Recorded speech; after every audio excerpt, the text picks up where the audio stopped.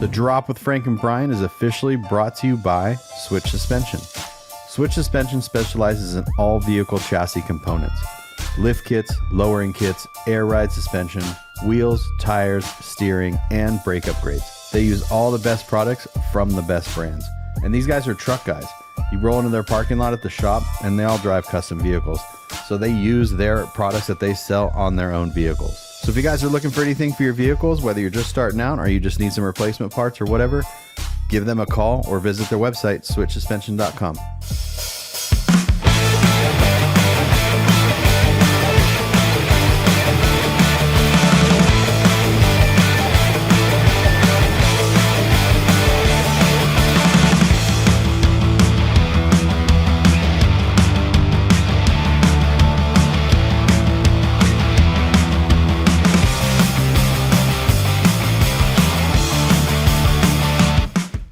There we go. Hey, welcome to the show. Welcome. And I'm gonna bump my audio up a little bit, not the gain, but the actual audio, because I've had to mess with the audio a lot in post to get it up a little bit. What about mine? Both of them are a little quiet. So what we need to do bump it up a little bit.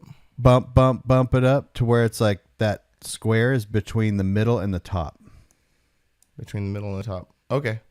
Yeah. Oh, okay. Yeah, I get it. Okay. We'll try that. Oh, I didn't put my microphone on my camera. Oh my gosh, dude. It doesn't matter. It's still recording audio. Okay. Oh, just like the internal mic on the camera? Yeah, I'll put it on when you go to break with your camera thing. Okay. Yeah, man. Feeling a little under the weather. I got almost the whole family is homesick today. Only one kid made it to school, so I have Angie. And so you sent one kid to go spread your germs. Yeah, that's what we do now, right? Yeah. Do you know today's the anniversary of when the world shut down? Oh, yeah. I got all my memories on my Facebook. Yeah. You know what? I went back and looked at mine. I don't have many. I was out of town. That's right. You were on your way back from OBI. Yeah. Mm-hmm. Very interesting time. Mm-hmm. Remember to say the least. To say the least. To say Remember the least. when everyone thought it was going to last forever? Do you remember when everybody thought it was going to last only a couple weeks? Yeah. Yeah. You had like the couple of weekers, and then you had the this is going to last forever. This is it. Yeah. And then now there's too many car shows to go to. I know, right? We were like, oh my gosh, what are we going to do? And now we're like, oh my gosh, what are we going to do? Yeah, I know.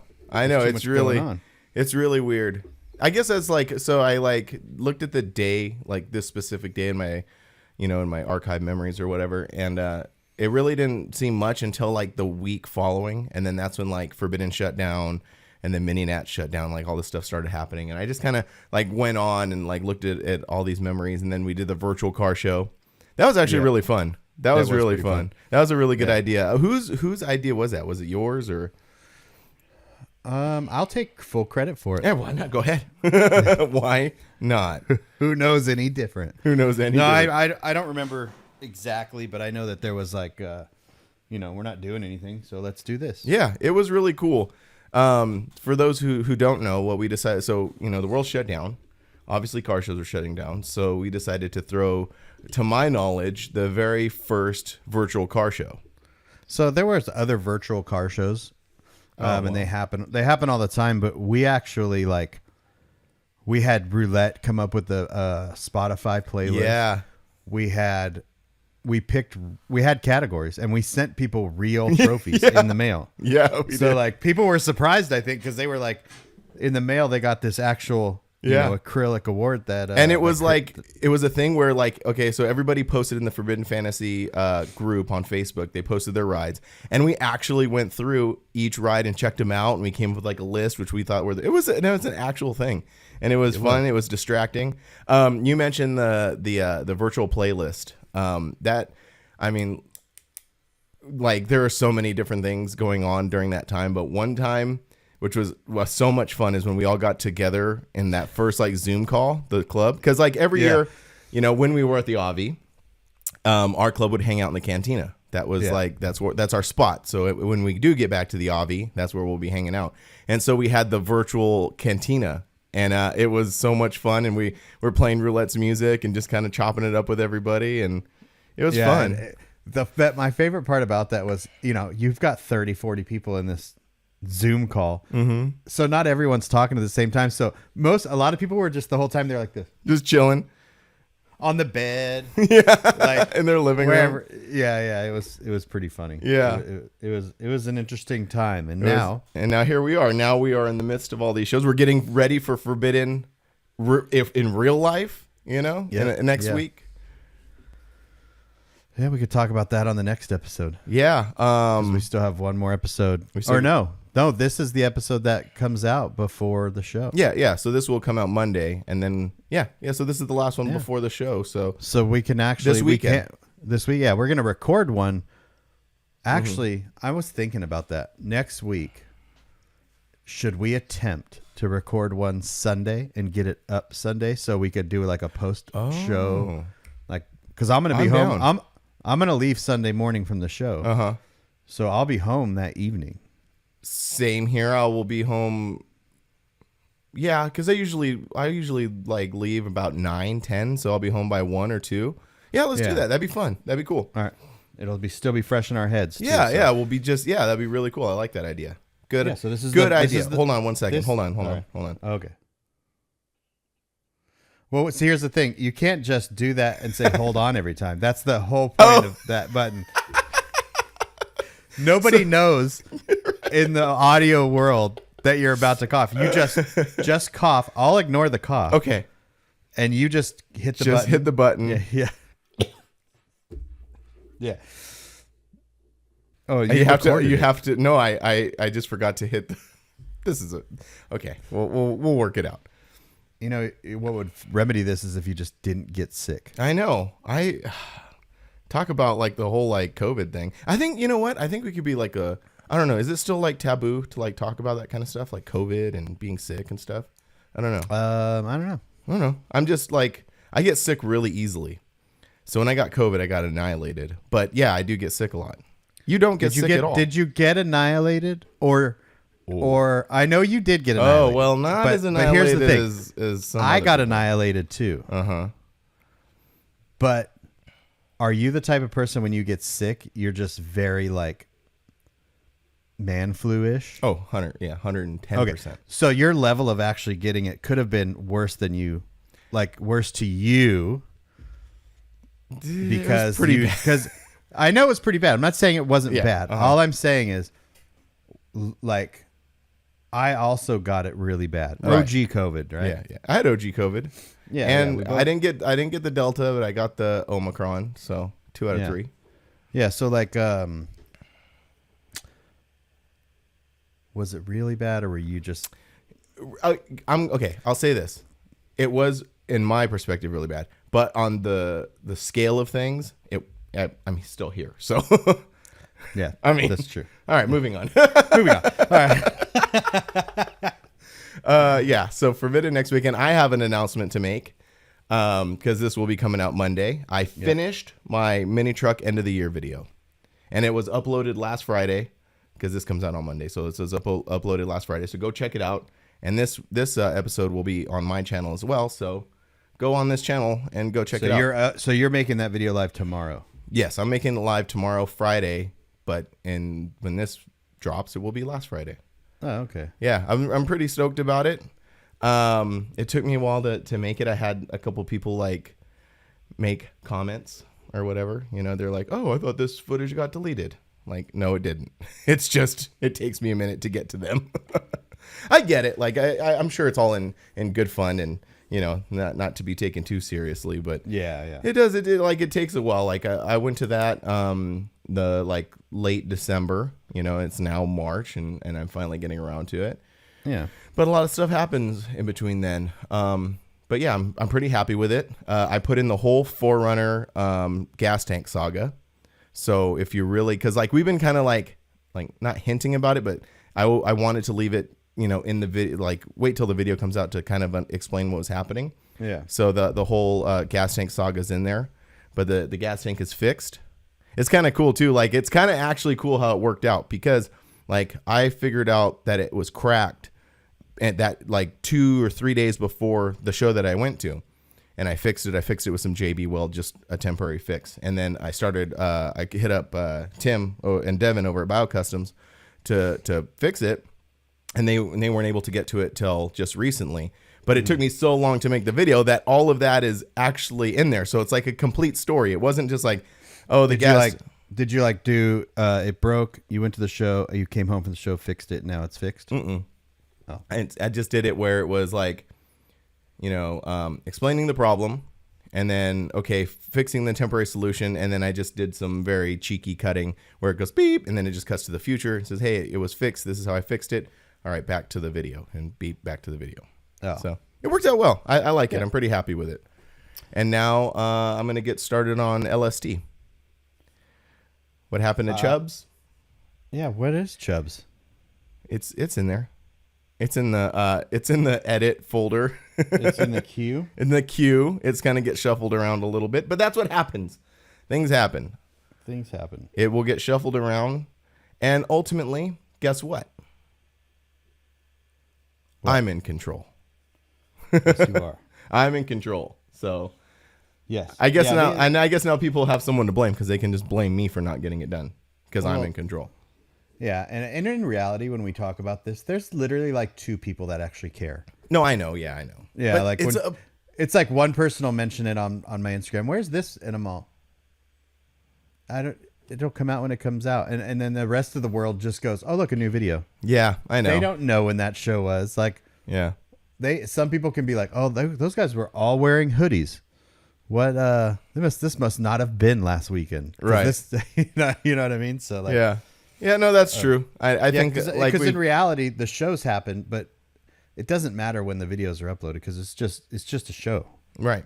Like they don't have to come out right after the show. They don't have to. And I've done like I've looked at the data, and yeah, dug into the analytics. It doesn't matter when they're uploaded. Like a lot of people are like, dude, you got to get that video up now, right after the show. It's fresh in people's minds. It doesn't matter. Mm-hmm. It doesn't get more views. It doesn't. And honestly, I like to kind of let everyone else drop their videos quickly, and then a little while later, it's like, here's my video. Oh, I like that because it's like obviously it's getting flooded right away because like the internet gets flooded with content, and well, a lot of them it's not good, and so it's not that it's not good. It's just they're just walk around videos. And that's they're just quickly because there are good videos out there that came out.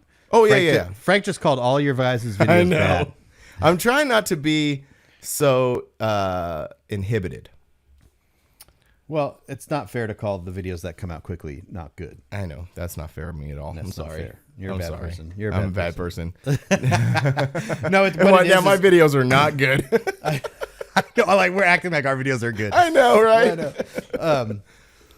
No, I think what it is just things get lost in it because like if you go on any social media, it like right after the week after LST, it's all you see. Mm-hmm. So I like to let that kind of like taper off. Yeah, and this is a really fun way of saying like I just don't want to do it right away. I mean, yeah, that's a creative way to say it. Yeah, but yeah, I started working on the LSD stuff too. I'm trying because I was gonna get a Nissan video out the same day that this comes out on Monday. Oh yeah, but plans kind of fell through on that. Mm-hmm. Like they do. Yeah. I mean, I could do it, but you'll see in the video why I didn't do it. So that's cool. I'm excited. I started working on the LSD video. I got the intro done. It's really fun. I could always tell when you're like working on stuff because you'll like send funny clips to the group. Yeah, like little stuff that happens. So I'm like, oh, he's working on the LSD video. Yeah, or sometimes I'll drop screen caps on my story on Instagram and stuff. So yeah, it was really fun. So now I'm like into the show part. And, cool. Yeah, but anyways, so no, that's awesome. What else is going? Oh yeah, so I want to do a couple quick shout outs. Oh, let's do it. We don't really do a lot of shout outs. But Forbidden's coming up. My buddy Patrick has a magazine called Asphalt Assault. I don't know if you've seen that being shared around. Mm-hmm. So it's asphalt_assault. And it's a magazine, but it's essentially just a book of posters. So it's kind of a good idea. I know he's been working on it for a while, but I wanted to give him a quick shout out and go follow his Instagram page. because I don't know, it looks pretty cool. It's not like a mini truck magazine or this magazine. He just kind of like put whatever he thought was cool in it. Yeah. Yeah. That's awesome. So I know a guy, I think you know him too. It's and this was not planned shout out or anything, but since you brought that up, he's got a thing called Street Coverage, Louis Street Coverage. And he made a book like that. It's really cool. It was just like, it's a smaller book, but it's bound, really nice pages.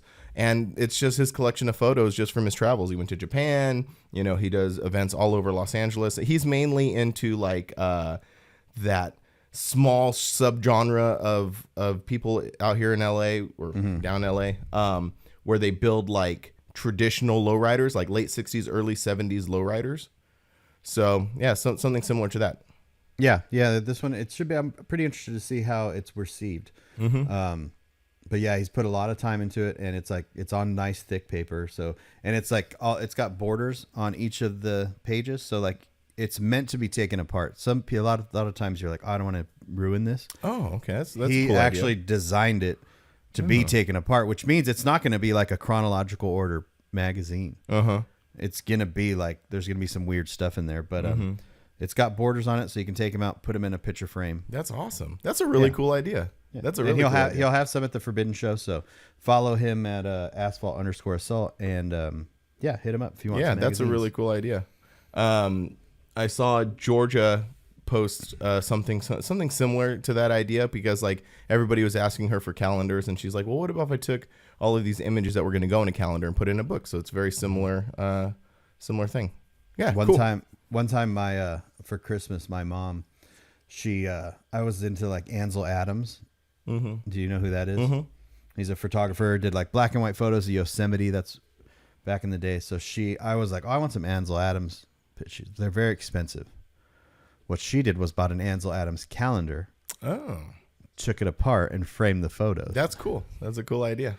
Yeah. Well, it's a very good, because the pictures are hundreds of dollars. Oh yeah. The calendar's $15. The frame's $15. There you go. There's your Ansel Adams stuff. So. This is a little offshoot that we're gonna go on, but it's interesting how art, as far as value, is so subjective. You know, we know all these different artists. We know artists like Pinstripe Chris, whose originals and prints, are great. They're amazing. They're so nice, and they sell for so much money. And then, I know some artists who, I think it comes down to like personal like value. Like Chris knows what his work is worth, and he knows how to apply the right dollar amount to that.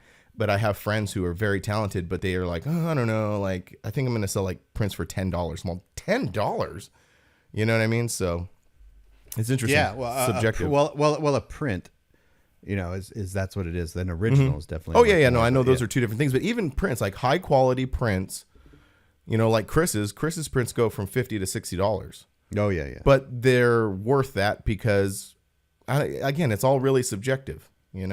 Yeah. Well, again, I think Chris's use. You use a real nice printer, real nice paper. Make sure that it's done well. Yeah, that's a good point. Yeah. Take your time and do it well. So the show is coming together, and it's. I don't know how to put this. It feels like there's more to do, and there's not. I've always felt that about the River Lodge shows. Now that you said that, like I've always kind of felt that, like, and I don't know. I did put some thought into this, because I was thinking about like when we vendor and when we were at the Avi, we would set up on Friday, and then we would sell all day Saturday, and then we would actually set up on Sunday. So we've kind of condensed that down now to one day, which is the kind of the thing, because like we don't do anything on Sunday with the show anyway. So I think like that has a lot to do with it. Is like for many years we were used to like gearing up towards this 3-day thing, because Friday, midday Friday, roll in, getting everybody parked, vendors setting up, Saturday right to it all day long, Sunday kind of getting back into it. It's very similar, because the only thing that we're minusing is the Saturday, because we're still setting up Friday. You mean Sunday? I mean Sunday, yeah. So that we're still setting up Friday. You're right. We're still rolling in Friday. We're still showing all day Saturday. We're just doing trophies on Saturday afternoon instead of Sunday. On the show promoter side is what I'm talking about. Oh, okay. I'm just like, it does not, and I kind of get this way. So it doesn't feel like the show's next weekend. Because you're more used to like gearing up for it and getting ready and it looming, and I think it's just years and years of now doing this. that could be it too. You could have like made it so streamlined. And I think like it's finally resting, like sitting on me that we don't have to like we did pre-reg only. Mm-hmm. So like it's already done. Mm-hmm. It's like the show's halfway done, and I still have so much PTSD from when we did it at Paris Fairgrounds because it was so crazy. Yeah. I don't think people realize like doing a show of that size and not doing pre-reg, how crazy that is. Right. Yeah. I didn't really think about it, but yeah. I only got to experience, I mean, I've been going to Forbidden since 2001, but I never got to experience the backside of it until I started petitioning the club in 2014. 2015 was our last one at Lake Paris, right? It was. Okay. Yeah. It was. That show was insane. Yeah, it was. And to experience even at that, for that 1 year, to experience the backside of it, there are so many moving parts. We did, I mean, there's big shows out there, so people get it, but like we had the roll-in lines that were 6 lines wide, mm-hmm. and you would line your cars up, and then there would be the last car, then the next car would go in the next line, and then we had it down to a science where like when that line ended, it would like snake its way through, and we together. And we did all this because we couldn't be on the streets, because once you're on the street, then the police got involved, and they didn't like that. So, and then we had to search the cars, and then we had to classify the cars, then we had to like park the cars, and that was when classifying was a thing. There wasn't a top thing, so we had to sit there and classify the vehicles, and then it was crazy because we had these half sheets that you would fill out. Those half sheets would have to get run to the office. So the entire time during roll-in, we had 5 or 6 computers with people entering information in. So that way, when you got judged, that entry number had all your info on it. So like it would all self-populate into a program, like a website. Mm. And like, it just takes me back. Like I always think about how crazy we were doing that. It was such an operation. Yeah, no, it was a total thing. And so now it's like, it's just, I don't want to say it's easy, but I think you could say that. I mean, I think a lot of, because throughout the years, like there have been people who have taken on specific tasks as far as throwing the show, like Erica and Patty, and I'm sure I'm forgetting some names, like taking care of that roll-in and entering those names. I think they could also say that it has gotten easier. Yeah. Just doing the pre-reg only, knowing that we know how many people are going to be there already, mm-hmm. and we know. Yeah, I don't know. Well, and that kind of, that kind of ties into last week's conversation about, the pre-reg only thing, why shows do pre-reg only. That's a very good explanation right there. Why clubs or organizations who throw shows decide to have a set amount of pre-regs. Exactly for that. They can prepare themselves for the amount of work that has to go in it. Now imagine LST. Okay, so like Forbidden was huge. Would you say that Forbidden and LST were very similar in size? No, LST is bigger. Okay. Yeah. Well, LST. Do you remember the first year we went? They didn't do a pre-reg only. Oh, they didn't? No, they had so many people in line. Remember the car caught on fire in line? I don't know. I think because you went to one before me. Was that the one where you took Joey's 4Runner? I think so. Okay. I didn't go to that one. I don't know if that's the one. Anyways, they didn't always do a cap of 2,000 cars. They didn't always do a pre-reg only. And there was a line wrapped, wrapped down the street, and it was hard to get in. And yeah, exactly. That's what it is. It's like Forbidden had about 700 to 900 vehicles, and LST has 2,000 vehicles. So at its height, it was only 700 to 800 vehicles at Lake Paris. Mm-hmm. Man, it felt like so many more. It's because of just the way it was spread out. Probably. Yeah. Yeah. I mean, I think we've had more. Like, there's definitely been years where there was a little bit more, but not much. But yeah. So I can't even imagine like doing a show with thousands of cars and you didn't pre-reg them. Yeah. Yeah. And I'm just thinking also about the fact, the like in the Lake Paris days, the pre-reg line, the getting them, inputted and classed, and then the task of judging all of those cars, because I said there was like dedicated people to doing certain tasks. And so like guys like Steve and Glenn and Brent and like guys like that, Jose, spending all day classifying cars and trying to really they were judging. Oh, sorry, judging cars. Yeah. And trying really also not only judging these cars, but giving everything like a really fair, objective look at it, you know? Because I bet it could be really easy to go like, no. You know what I mean? That happens. I'm not going to say that doesn't happen. Like on the backside of things, you know, when you walk up to a vehicle, depending on what class in it, it's not going to win. Mm-hmm. Right? You know that. I mean, no one can sit here and try to be like, that's true. Oh yeah. So you would definitely have to give him his fair share of judging time. Mm-hmm. You know, and there were times when people would hit me up and like, hey man, the judge came, picked up the judging sheet, and he just left. And I'm like, look, I'm going to be completely honest with you. You weren't going to win anyways. Uh-huh. And that like some of those classes, like I remember under construction class. I think that one is probably the not hardest class, but the most controversial class to judge. Yeah. And David Witt always judged it. Oh, really? Yeah. Oh, wow. That's cool. And he was always the last one. It would be like 4:00 in the afternoon. Like, where's Dave? Uh-huh. And you can't help someone judge. That's not the way it works. Once that person starts to judge that class, he is the person that has to complete that class because everyone judges differently. Uh-huh. Some people start at a higher points or low points, or they don't give points as many points for this or cleanliness. Like everyone has a different scale. So I thought a lot of people working in groups, but it was individual people like taking on. So you can work in groups, but if there was like two of you, you're judging at the same time. You can't like say, okay, you go judge those cars. I'm going to go judge those cars. I see. Because because you're not. Yeah. Because someone might be like, okay, I'm going to give this guy 3 points for cleanliness. And this guy will be like, I'm going to give him 5 points for cleanliness. And you're going to win based on I see someone else's thing. So yeah, there was definitely always like sometimes two people to help. Like someone would be like, all right, go around and you judge the motor. But if that person's judging the motor, he has to judge the motor on all of the vehicles to make it fair. Yeah, I see. Yeah. So under construction, mini truck, like mild, mini truck stock, like all that stuff was just crazy. Oh my gosh. It was nuts. It still legit gives me PTSD. Yeah. Doing that. Yeah. That's crazy. You know, and I think really, I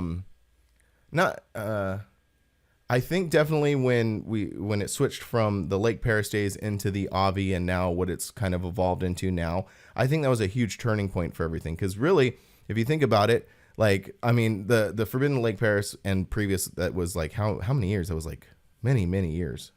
2000 to 2015 was Lake Paris. So yeah. 15 years. Even at 15 years, that's some longevity right there to do that every single year. But yeah. you do run the risk of eventually running out of gas on that. I mean, we ran out of gas, and we ran out of gas in the way that like people in the club. So okay, this is how it went. Friday, we would Saturday we would get there really early and start rolling cars in. And we didn't do that all the time. We usually, a lot of times that show, the first few years that show was Sunday.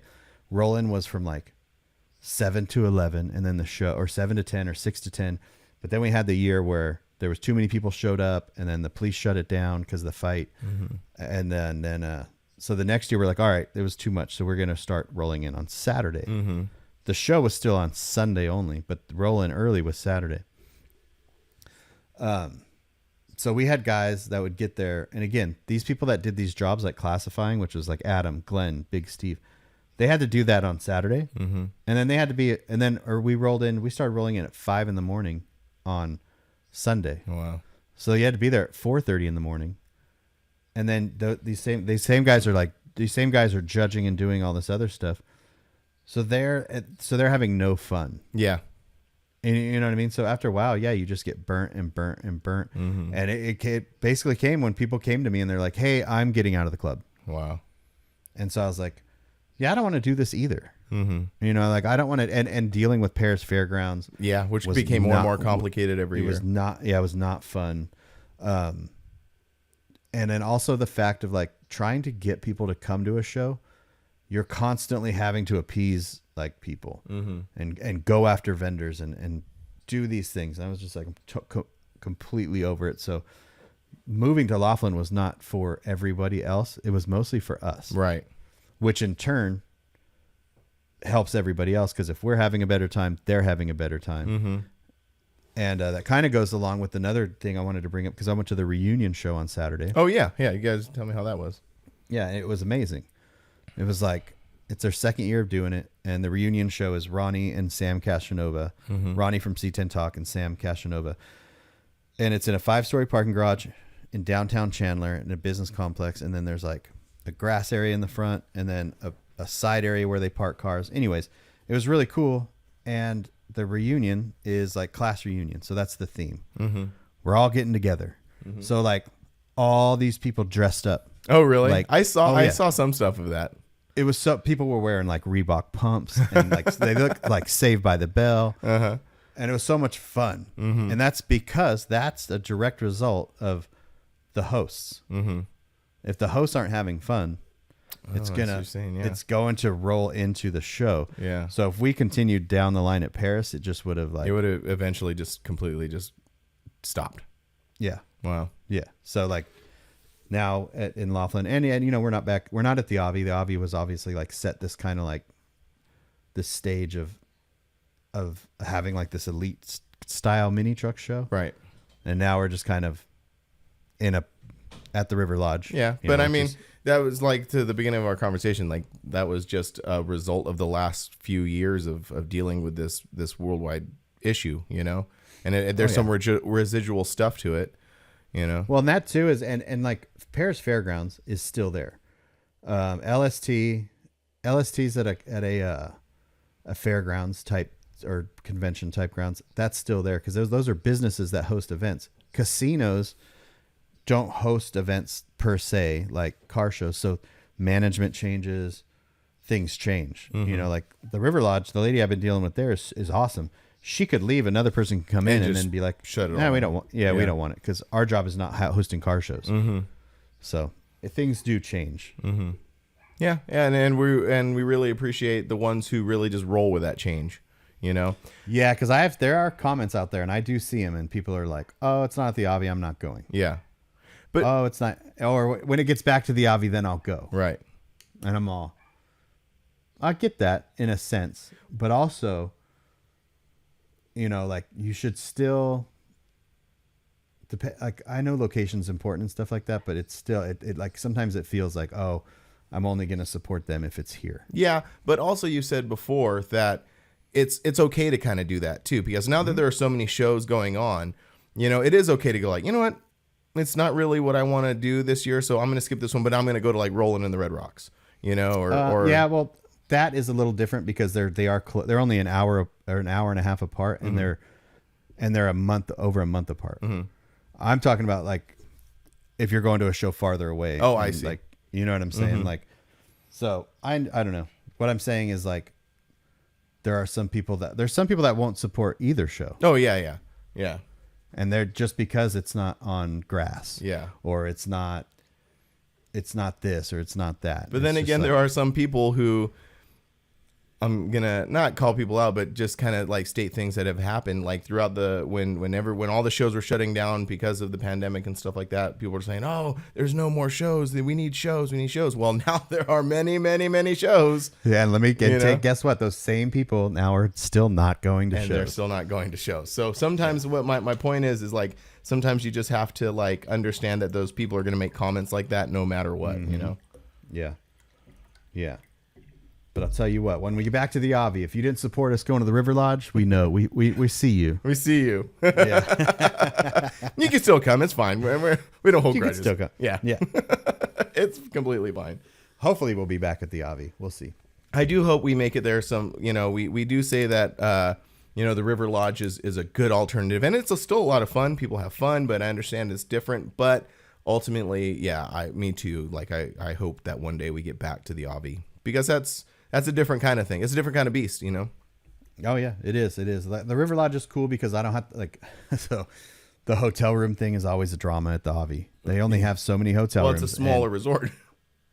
It is smaller, but it's also farther away from everything. Mm-hmm. So where at the River Lodge, it's like, oh, there's no more rooms here. Just go across the parking lot. There's another hotel. There's another hotel next to that. The Avi, Man, when they run out of hotel rooms there, the comments I see online about I'm not going because I can't stay at the Avi, and it's like it just cracks me up because there's not many car shows where you could stay where the show is. Yeah. Most car shows, like look at LST, the nearest hotel is a couple miles away. Right. It's at least a 5-minute drive. Yeah, so or more. I don't know. Yeah. No, that's another interesting point. It's all very interesting floating through this space, doing these things. Because, I often think about this, which is hilarious. Like, we get so wrapped up in doing what we do, which is going to shows, creating content, selling merch. In your case and other show promoters' cases, it's throwing these shows, creating these events, and then all of the stuff that gets wrapped up in it, like comments and people's feelings and stuff. All of this is extracurricular. Like to get so upset over something that's kind of like, it's not like what's a good way to put this? It's not like it's a what do they call it? Like a business that needs to be. It's not like a grocery store, like you need a grocery store, and you can understand if that grocery store like shut down for no reason, or there were problems with like that, or like some sort of like utilities or stuff. Like those are things you need. These are car shows. It's a completely extracurricular thing that people are building and doing out of their passion for it, especially, and even like us, and just like talking about these videos dropping when they drop. It's not a public utility to drop these videos at a specific time. It's my passion and it's my creative drive that drops these things, and it sort of like has to just sort of like gel with me. You know what I mean? Yeah. So yeah, it's kind of an interesting way to look at it. It is, and I always have to tell myself, like, I've shown you some of the questions that I get from people, like on the Forbidden Fantasy Show Instagram page about, one gentleman asked me how the weather was going to be, and I said, I don't know. I'm not the weatherman. yeah. I mean, I will know as we get closer, but I don't know now, and it's just funny, and I don't get upset at that. Whereas some people do. I mean, I think it's kind of funny, and there are some things I do get upset about, but then I have to check myself too. Yeah. Because this is just one person asking a question. It's not the other 300 people that are going. Right. So we always tend to like get upset at the one or the two things. Yeah. And I call it like the. And to be I fair, call it like the McDonald's effect, because you'll see people say, "Oh, they got my order wrong. They always do this." And it's like, no, they don't. Yeah. I also want to let everyone know we know what Hardee's is.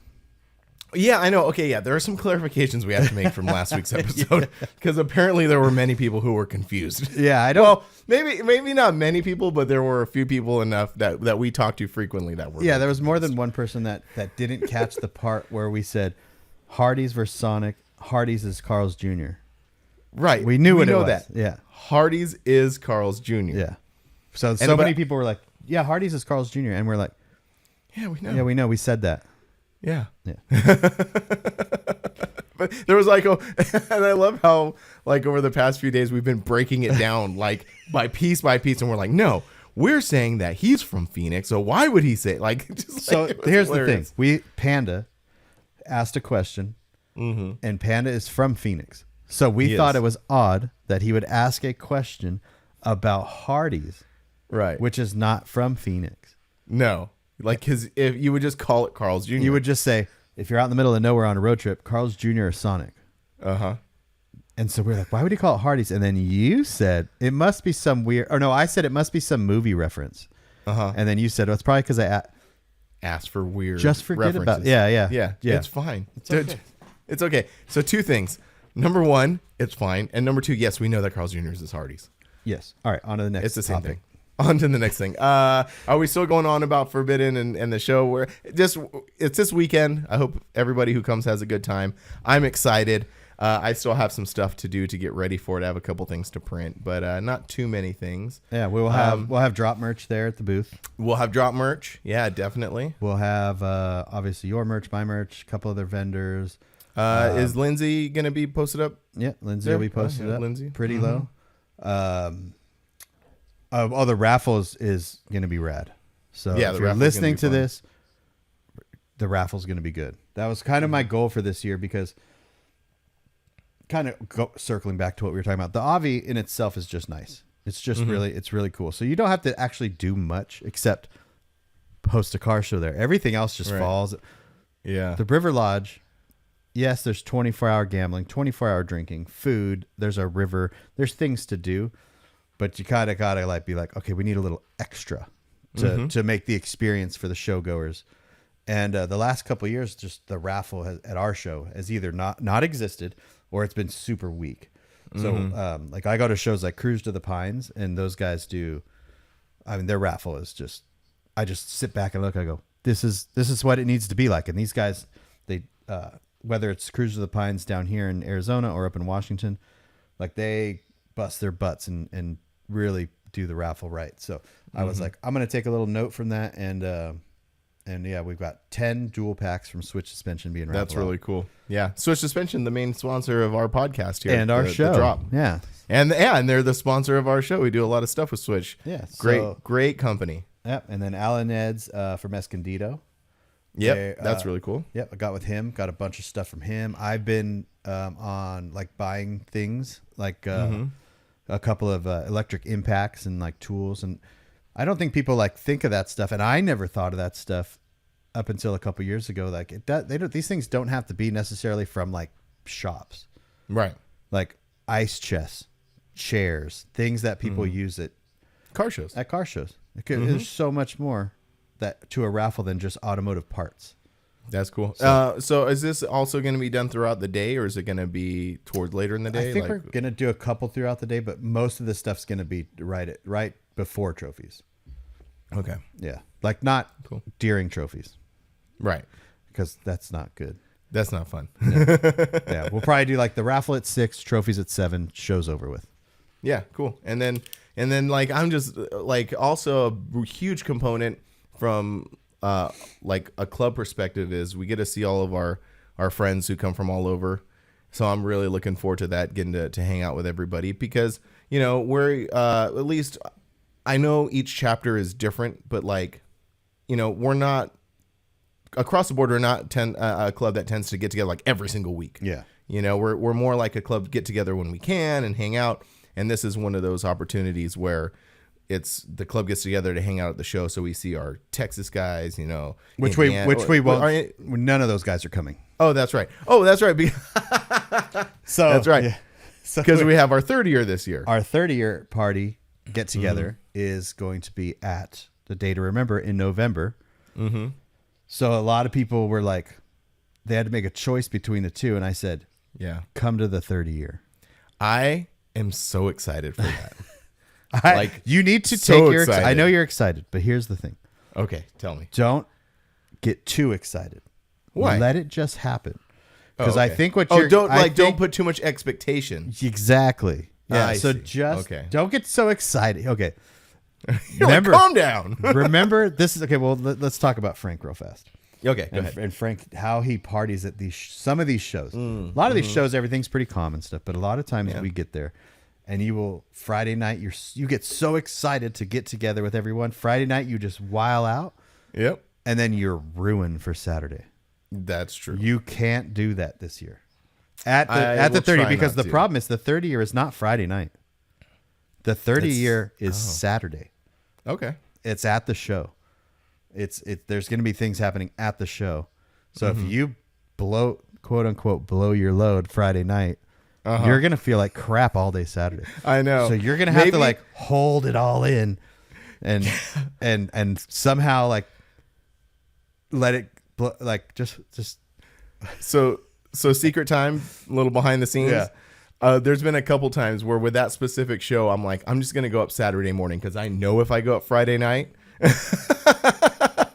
things will not go well the next day. So maybe that's what I'll do. I'll just bone out like super early Saturday morning and just kind of like just go. No, this is a challenge to yourself, Frank. Oh, okay. Because I'll be there Friday night, and a lot of other people will. Yeah. So come up Friday night and just be reserved. Yeah. Just relax. Bring that water cup. just sip water the whole time, and then just Saturday morning wake up with like yay, we're gonna have a good day. It's gonna be crazy. and then go crazy. And then go crazy. And then at noon, you're going to be taking a nap in the chair.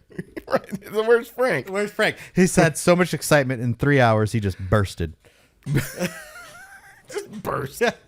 That's hilarious. But no, I am looking forward to that. Just one. Okay. And again, like you said, don't get your hopes up or don't. No. Like, It's gonna be a good time, but you just gotta. I am excited. Yeah. To have, and I hope this works out, to have a bunch of club vehicles there. Yeah, me too. Because a lot of That people has to are be like, cool. yeah, a lot of people are like, we're bringing our car, and that's a big. I know. And like people from far away. Like Yeah. I think a couple of our Texas dudes are bringing some stuff. I think so too. Yeah. So we got some Texas guys. What about the Indiana guys? Like I haven't really like talked to them in a while. Well, do you message them and talk to them? No, not really. All right, so So there you go. yeah. Well, we really only see them at Mini Nats and a couple other shows. Yeah. Yeah. Yeah, no, there's like not Daniel's not super active. I know he just started a business. So like, but Tony's super active in the scene. That's Yeah, and he's got the Mazda, the blue Mazda. Yeah. So that's like our Indiana guys are like, that's our Mini Nats guys. Like that's who we hang out when we go to Mini Nats with. And then we'll hang out with them there. Find out what's going on with them. Yeah, exactly. Either way, I'm excited. It's going to be fun. Yeah, I think so. It seems like so far away, but it'll be here before we know it again. Yeah. It'll be November. I'm excited for it on the vehicle wise aspect, like seeing a bunch of the club vehicles. Yeah, there. that's going to be really cool. It will be. I think that'll re-spark a lot of people's hopefully a little bit of motivation. Yeah. In people, and get. Well, there's some cool stuff going around. I talked to Adam. Last weekend was Brother Dave's wedding, so we went down there and I saw a few people and I saw Adam and he was telling me about his build. I don't know if he wants to put it out there what he's building, but it's cool. It's a Tesla. It's a Tesla. It's a bag Tesla. Yeah, but it's really cool, and Adam is so good at details and cool ideas. So I'm really excited to see that one. Yeah, that's gonna be fun. It's all gonna be fun. It's gonna be a good year. And then maybe a white OBS. Oh, there's gonna be something there. Something. It's gonna be an OBS. It could be something else. It could be a Tacoma. I have too much going. I don't even know what's happening right now. It's definitely not going to be a Nissan hardbody. No, that will be gone. No, that will be gone. There could be something in its place. I don't know. Yeah, we don't know. Yeah, it'll be exciting. I will still have the same old 4Runner I have, but I'm actually going to be doing stuff with it now. Now that it's easier to put gas. Oh yeah. in. So I saw you post a story when you picked it up. Did you go and put gas in it? How was the experience? I did. Oh, dude. It's in the video. So after you're done listening to this, go watch the video. Yeah. No, I can talk about it here, but go watch the video to see it. So I get it down to the guys down there bio. They fix it, and then he messages me and he's like, "Hey, do you want me to throw some gas in here before you pick it up?" I was like, "No, no, don't do that." But leave a 20 in the back there, and I'll use that. Yeah. Then you could be But yeah, I got it and I put gas in it, and it was just like I have been battling that issue for 8 years, and actually I didn't go into great detail about it in the video, which I guess I could go in more detail here. So basically, what happened is it was a 2-part problem. The crack was just that happened, whatever, the weld cracked. Whatever. But it was a 2-part problem as far as actually putting fuel in it. The first problem that was figured out by Tim and Devin was that the filler neck, when it was re-put back together, the actual hole that the pump goes into was installed upside down. So you could imagine, and then for our audio listeners, you'd have to come over to the video and check this out, but you can imagine that the pump handle would have to go in a downward type, scenario.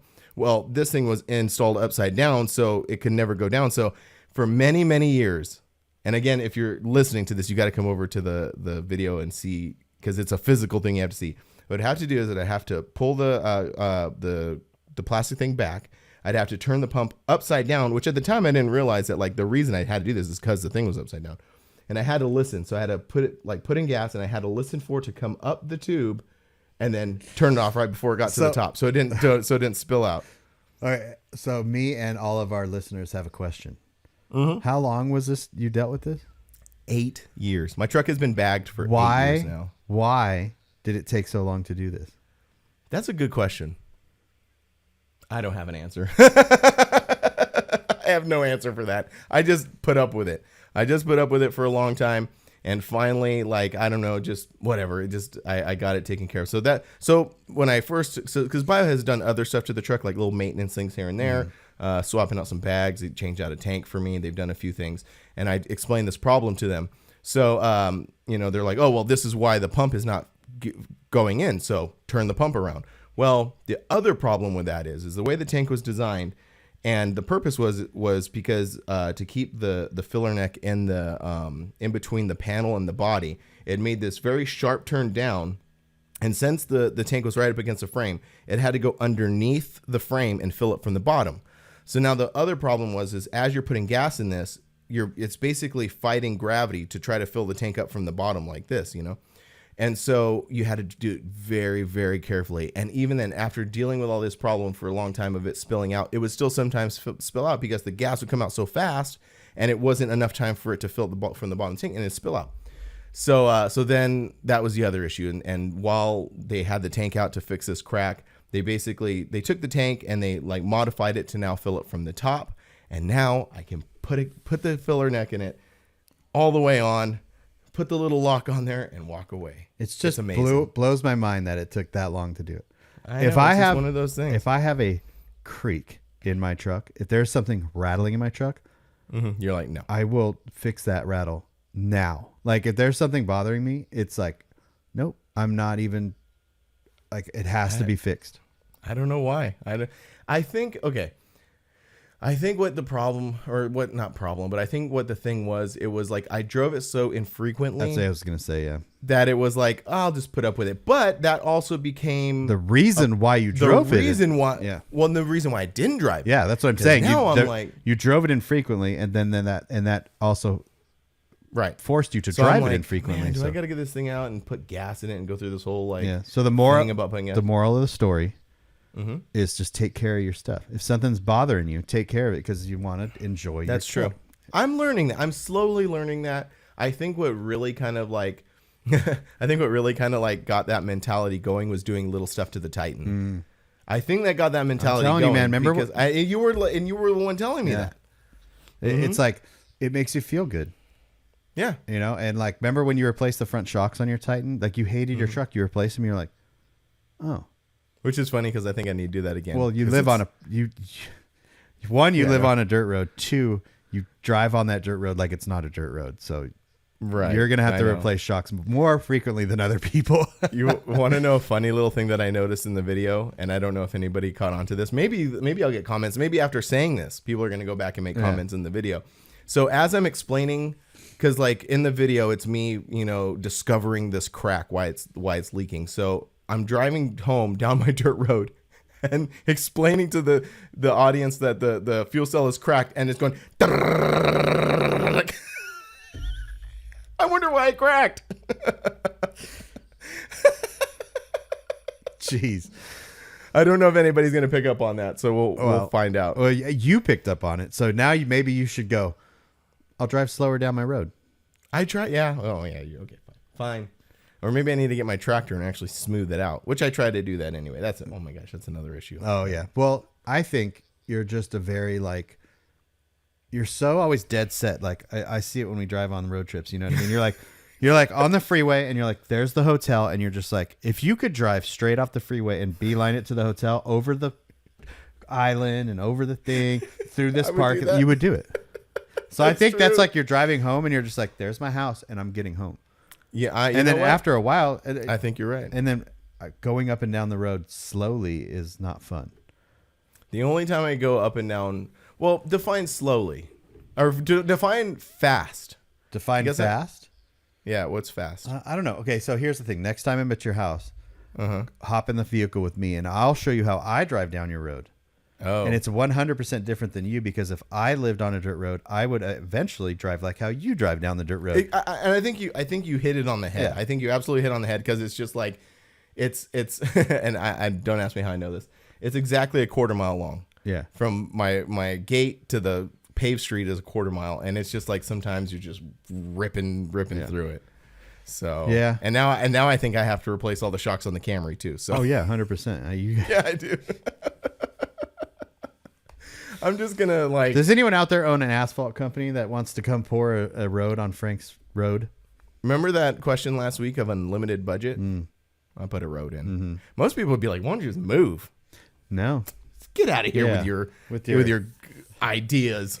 with your logical thinking. I'm gonna laugh when the day that you do move and it's to another house on another dirt road. Oh my gosh. Never mind. Forget it.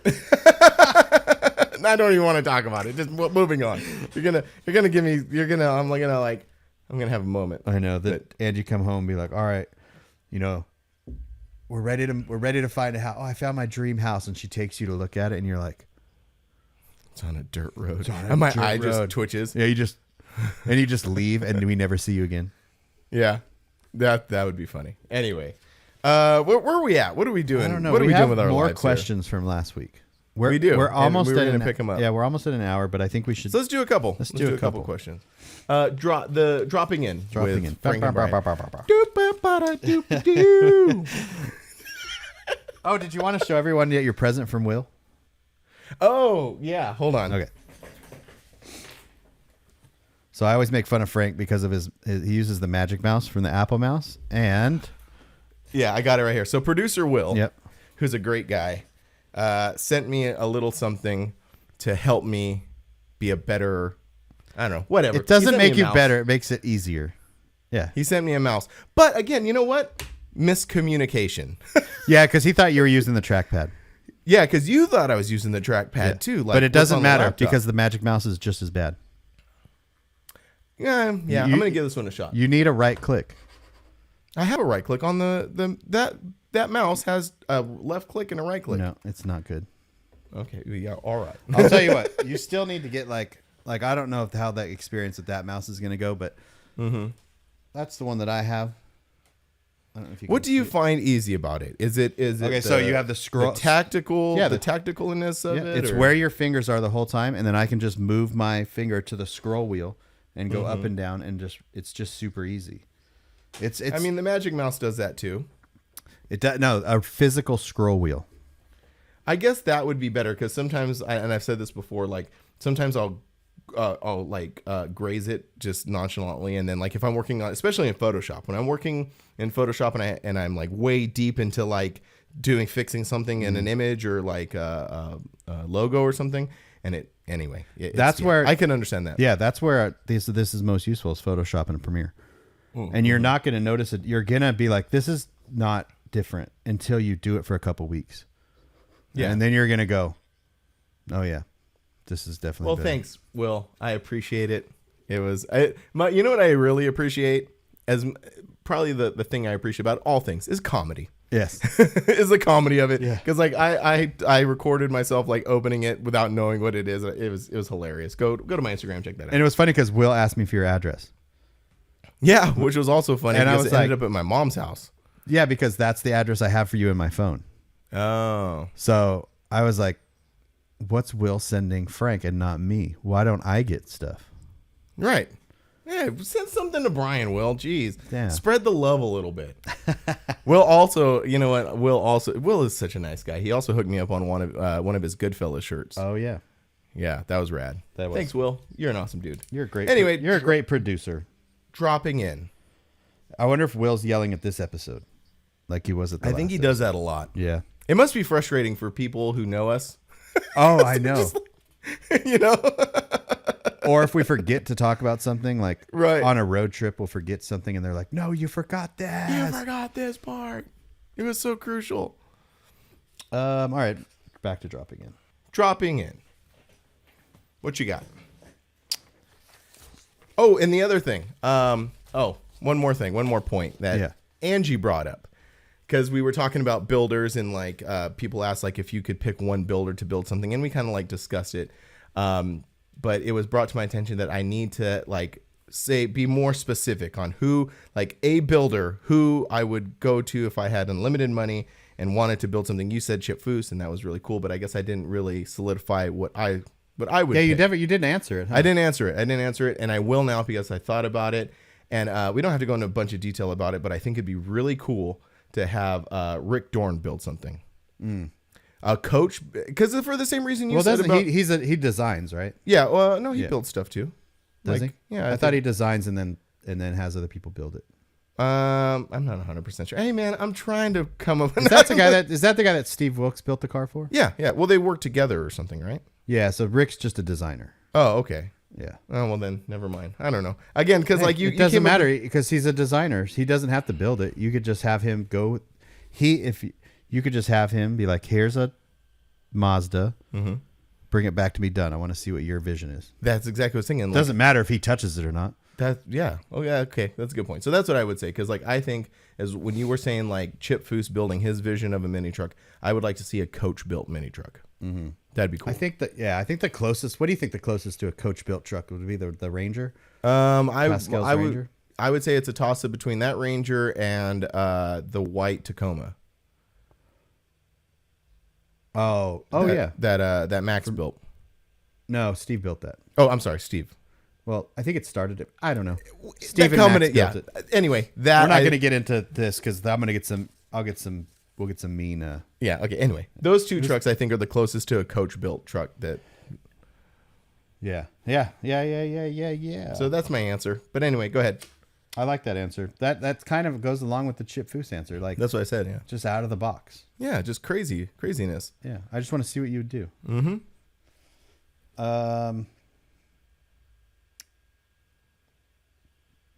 There's a bunch of these. Like, okay, here's one from K Furring.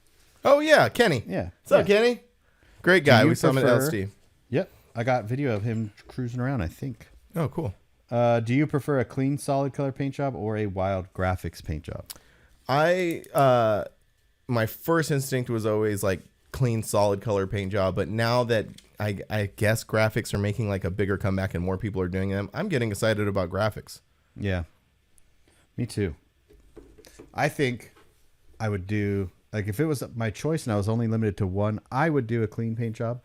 Mm-hmm. But again, this is all money. And like, so if it was like, if I had the money and someone was like, you want to build two? I'd be like, yeah, I would put graphics on one. Cause I would kind of want to like, initiate my ideas into it. Mm-hmm. You know, like go to Matt Hutchison and be like, hey, I want, and actually we've talked about doing this, on the Tacoma, is doing Matt Hutchison do one side and Daniel Smith do the other side. Oh, that'd be cool. That's really cool. Yeah. It would be like the Frontier that we did the graffiti on. Mm-hmm. And how we had one artist do one side, one artist do the other, and then boom, here's your thing. That's cool. And that'd be like a cool homage to that truck as well. It would. It's well, remember Finnegan's Tacoma? There was 2 different burnt graphics taco on each side. Yeah, that's pretty infamous. Not infamous, pretty famous. Yeah. Frank at Eye Candy did that one.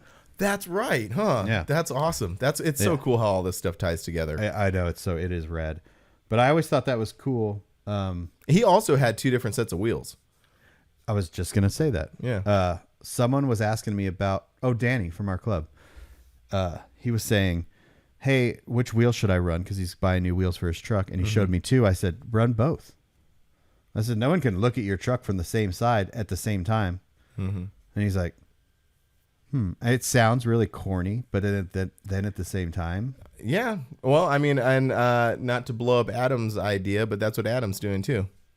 That's right. Same wheels, but different color schemes. That's right. And I think it's going to look sick.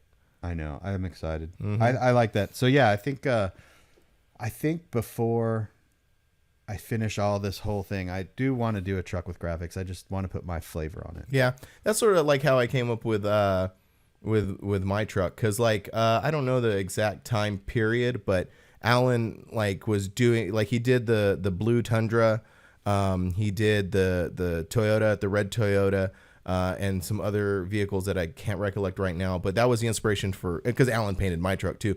Was I wanted a single color, bright mini truck paint job, but with very lowrider-esque airbrushing and graphics and stuff. Yeah. So I kind of dip my toes in that a little bit with that, but but I would at some point like to do like a full-on mini truck style graphic. Yeah, with your taste, like your ideas. Mm-hmm. Yeah, you know what I mean? Because I also I've been thinking about doing this with the OBS. Once it's all done, if I do paint it all white, and then have Chris Dunlop do the roof. That's cool. I always thought that, like, just since you brought that up, I always thought it would be cool to just do like same thing, white Tacoma extra cab or whatever, and then just do something just on like the B pillar part. Yeah. Yeah. No, cool. Yeah. I think it would be cool to kind of go up the pillars, and being it's an extra cab, it's got a big roof on it. Mm-hmm. So like have Chris do, I really like that style of Sharpie art that he does. Yeah. That'd be really cool. Yeah. Do it. I'm going to do it All right. day. One day. We'll talk in the Afterpod podcast about vehicle situations and stuff. Oh boy. Can't wait. I can't be releasing the secrets to the public just yet. Not yet. It's a slow burn. Yeah. Let's see. There's a few of these. There's Lindsay, Surface Girl. What are your all-time favorite shows? And while traveling, what has been your favorite state and city? And then one rad OBS, _rad_OBS asked favorite show. Mm-hmm. So that's kind of in the same mix there. I think our longtime listeners and viewers and kind of know that from me, like my favorite shows are obviously The Forbidden Show and Mini Nats. Like those are probably my two favorite shows I have the most fun at. And to go with the Mini Nats thing, Nashville is tight. Like that's a cool city. Technically, the show's not in Nashville. Yeah, but I mean, like it's so on the other side of the country that like I just lump that together. Well, I think like most people don't stay in Nashville when they go to Mini Nats. That's true. If you are traveling to Mini Nats, it's definitely worth staying a couple nights in Nashville.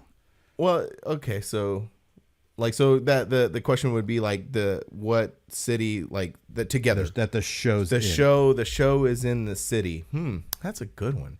I still am going to go with Mini Nats because I think so. I like Maggie Valley. Oh yeah, it's a really cool spot. It is. It's a really cool spot. It's green. It's got a lot of trees and hills, things we don't have where I live. Mm-hmm. And the town is just all into it. You know, you don't feel like you're not welcome. Yeah, I'm going to go with that answer too. It sounds a little wishy-washy, but I agree. Like it's a cool spot. It's a really cool spot. Because where else do we go? I mean, every show has its like perks, you know, like we go to Texas, it's always Buc-ee's. I do miss going to Eugene to the relax show up there because that was cool. Really cool when it was at, and not to say that the drag strip wasn't any less or whatever, but when it was at the fairgrounds, like that's a cool spot. Like again, because it's so different. We're desert people, so like anytime we're around trees and green, we're just like And Eugene is really cool. Yeah, I wonder if it's the same for people that are out by like just green and it's always there's water everywhere. Every bridge you pass, there's a river running under it. Yeah, and out here it's like you cross over a bridge and it's just dusty, just dirt. Yeah. You know what? Yeah. Do you think they're like, wow?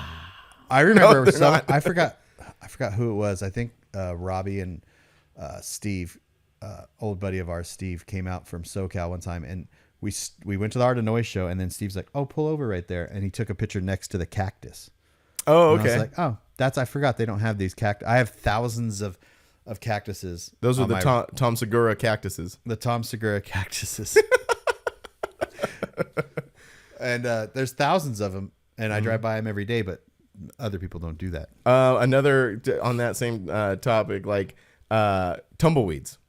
The Canadians were very surprised to learn that the tumbleweeds that blow on Westerns is not fake. Those are real things. Did the Canadians say that too? Because Nick from New Zealand said the same thing. Yeah, the Amy and Woody were pretty like blown away. So then like 1 year, because in here where I'm at in the desert, we get overrun with those type of tumbleweeds. And 1 year, they're like gathered on my property out in the corner, and I live next to like a 40-acre big field. And so they all gathered in the corner. So I was like trying to get rid of them, but some were still flying over the fence into this like large, thing. And so I'm like, I got to record this. And it was just hundreds of tumbleweeds just going through this thing. And I sent it to Amy and she's like, what? Yeah. Cause they've only seen it on Wile E. Coyote or something. Yeah. Something like that. So, yeah. So I guess so. So I guess someone from the East Coast is kind of like surprised about that stuff.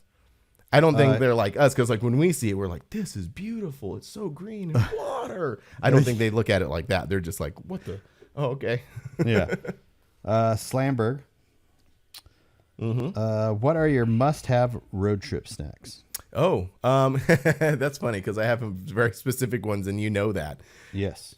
My thing is Uncrustables and sour gummy bears. Harborough sour gummy bears. Yes. Yeah. What else did we? Oh, Sweetest Fish. We did those. Yeah, those are good. Sour Patch Kids.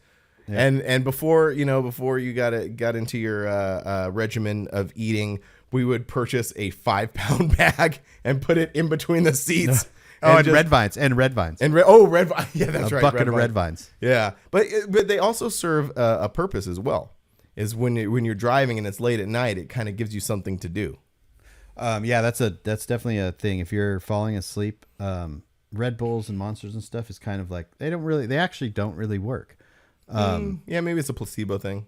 Yeah, well, it's a scientific thing. Like if you drink caffeine and sit, you have to actually be moving around for the caffeine to work. If you just sit, it's not going to doesn't do anything. Sour Patch Kids or sour Skittles. Oh yeah, and you just take one, put it in your mouth, and when that's done, you take one more and put it in your mouth. That will keep you awake. That keeps you going. So yeah, or methamphetamine, or meth. Whatever you want to do. So, but now, like I said, you're on this regimented, eating habit. Like, you really don't have like a go-to road snack anymore. I just don't eat. Yeah. I eat my meal, and then I just don't snack. No. Well, it's exchange. It's it's definitely like I thought it was going to be I remember the first road trip we went on. I was like, this is going to suck. And it didn't. I just was like, whatever. Really quick, without going, we could dive way deep into this, but just really quick, like an observation. It's like the same thing about like when you quit drinking. Yes, you were like when you were worried, like, oh, if I stop drinking, like, am I going to have fun at whatever? It's kind of the same thinking, right? Yeah, it is 100%. And I've actually have more fun now. Yeah, and that sounds weird, but I was really worried because I mean, ever since I started being in the club, going to car shows, that's what you did. You drank it, and it's some of the most fun you can ever have is drinking with your friends. Oh yeah, at a car show, especially at a truck run and stuff like. So I had so much fun doing that when I decided to stop drinking, I was very worried that it wouldn't have the same effect. And yeah, pleasant surprise. Yeah. All right, we'll end on this one. Okay. And there's still more that we can hit on the next. So yeah. Slamberg again. What are some of the podcasts you listen to that are not car culture related? Good question. And because I don't have a bunch, but I have a few. So I listen to this thing called the Powerful Truth Angels, and it's really cool. So it started off as have you heard of Matty Matheson, the chef? Okay, so it was him and this guy named Two Tone, and they decided to start this podcast. So I picked it up like when they were almost a year into it. And so it blew up because Matty Matheson is very popular. I mean, he has like TV shows and he's very popular. But this guy Two Tone isn't. He's just this guy from L.A. who his background is he was a graffiti writer. Like that's his I guess what he would consider his profession is he's a graffiti writer and an artist. And then I've talked about that brand Born and Raised before, so he's part of that. So they started this podcast together. It blew up because of Matty.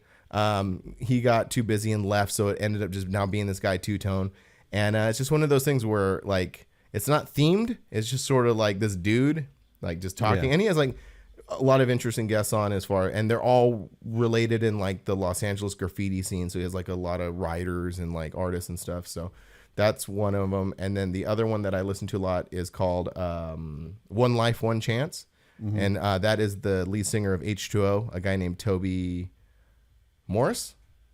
And so his that is kind of a themed one where he talks to a lot of like people who are in the music industry and a lot of artists from bands and stuff, but he gets some people from my favorite bands on there, which is really cool. So those are my two.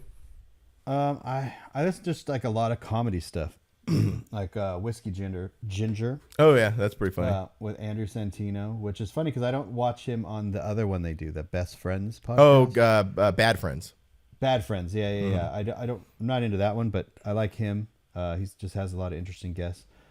There's really not much. Like photography stuff. Fro Knows Photo. Howie Mandel does stuff every once in a while. He's so funny. He is not the dude from America's Got Talent. Oh no, he's it's crazy. He's pretty good. A lot of the podcasts I listen to, honestly, the guest is what brings me to the podcast. Because I find myself like getting burnt out. Like I am 150% burnt out on anything Bert Kreischer. Yeah, same. Most things like Tom Segura, not as much burnout because I stopped actually watching anything with him. So now, like, he just had a little, like, a basketball thing where he had challenged this weatherman to a basketball game because he talked crap about him on his podcast, and the weatherman, and they played a basketball game today, and it was a fun thing on YouTube. But anyways, yeah, I don't know. Yeah. I watch a lot more YouTube videos than listen to actual podcasts. Me too. And that, you know what? That's sort of what inspired this whole thing. Because we were watching a lot of like podcasts. Because like I'm in the office so much. Like yeah, you just kind of throw in a podcast that's a video. Yeah, I do a lot about. Yeah. That's sort of what inspired this one. Yeah, I think most of the stuff I watch is either automotive related, or but it's not truck related. Mm-hmm. So I guess it's like just transportation in general related. I've talked about that before, and photography related. Mm-hmm. Yeah, the funny thing with me is I'm like almost a complete opposite. Is since I do so much of like truck stuff and automotive stuff, like I listen to stuff that's not related to any of this stuff, just because like I find it interesting. Oh, another good one that I've been listening to a lot is the Hawk versus Wolf with Jason Ellis and Tony Hawk. Those have been pretty good. And sometimes I'll listen to the Jason Ellis show. That's pretty good as well. But yeah, it's you know, it's really funny how everything is all, if you think about it, it's all kind of tied together, because you have the Hawk versus Wolf, which is Jason Ellis, which he's tied to the comedy world, you know, but he's also tied to like automotive racing, like the Hoonigan world, which is kind of loosely tied to what we do. So it's kind of interesting, like this little, you know, ecosystem that exists. Yeah. I think it's really good to watch things that aren't related to what you do all the time. Yeah, well, it's healthy. It's healthy to kind of go out and do stuff, you know. But then again, like also that's what people find with what we do, because I'm sure there are some people who are like in construction or technology or like in some other sector that all they want to do is listen to truck stuff because it's so far removed from what they do every day. Yeah, that's so we're glad we can fill that space. If we're filling it. I don't know. In my head, there's 70,000 people listening to us, and we're changing their lives right now. Yep, me too. You're welcome. In reality, it's just it's Jason Bacon. Jason Bacon. Yeah. Matt Dower. Yeah. Thanks, guys, for listening. We always appreciate our normies. Our normies, yeah. Right on. And that's it. Cool. Well, go to our websites, livelifecustom.com, grinder-tv.com. We're giving away a switch manifold and switch box. Yep. Go purchase stuff. Go enter to win. Oh, watch my video. Watch the end of the year video that I just uploaded not too long ago. Watch that. Watch Brian's videos. Just watch all this stuff. How about that? Do all the things that make you happy. Yep. All right. Later. Bye. I gotta go to the bathroom.